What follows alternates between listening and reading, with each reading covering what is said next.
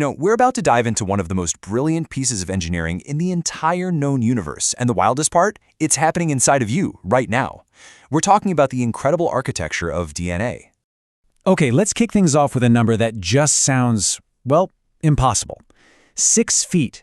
That's how long the DNA molecule from a single one of your cells would be if you could actually stretch it all the way out, from end to end. Right. 6 feet of this delicate, information-packed thread is crammed into a space that's just a few micrometers wide, the cell's nucleus. So how in the world is that even possible? This is what we call the impossible packaging problem, and nature has solved it with just breathtaking elegance. To really understand the solution, we have to start by zooming way, way in. Let's look at the first and probably the most famous layer of DNA's design. The double helix. You've seen this shape a million times, right? Well, the solution to packing 6 feet of material begins with this incredibly efficient shape. Just by twisting the ladder, nature takes the very first step in making the molecule more compact and, really importantly, more stable. The ladder analogy is simple, but it's really powerful. So the 2 long winding sides are made of a repeating pattern of sugar and phosphate. That's the backbone, giving it structure and strength. But it's the rungs, that's where the real magic happens. That's where the information is stored.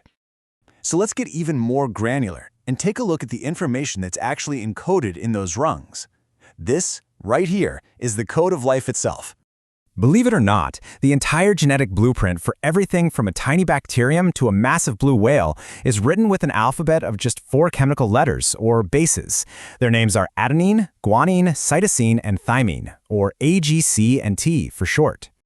And here is the simple yet absolutely unbreakable rule of the genetic code. A always pairs up with T, and G always pairs up with C. This isn't random at all. This precise pairing is what makes our DNA so stable and allows it to be copied so accurately. And it's the specific order, the sequence of all those A's, T's, C's, and G's that spells out the instructions for building and operating an entire organism. We're talking about a code that's roughly 3 billion letters long. Your eye color, your height, it is all written in that sequence. Okay, so we've seen the ladder and its 4-letter code. Now let's zoom back out and tackle our original mystery. How do you pack 6 feet of this stuff? This is where the real architectural genius comes in. Let me introduce you to the unsung heroes of DNA organization: histones.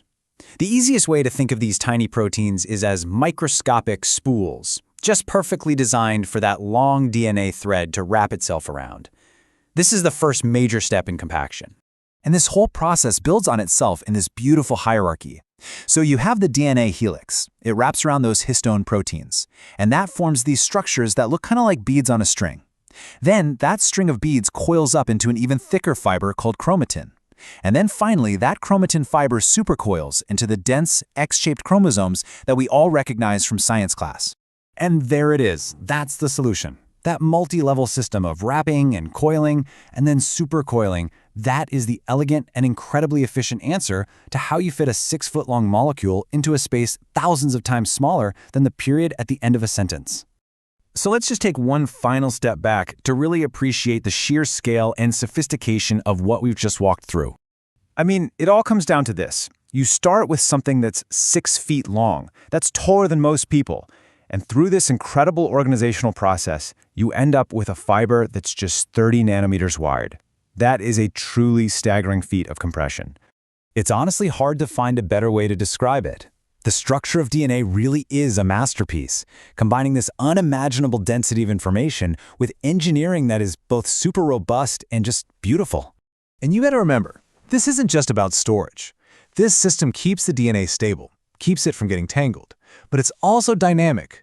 The cell can unspool specific sections it needs to read the genetic code and then wrap it right back up. It's like an accessible library, not some sealed-off vault. So, nature created this perfect, elegant solution for storing the blueprint of life. Now that we're learning not just how to read that blueprint, but how to actually write it, the big question is, what comes next?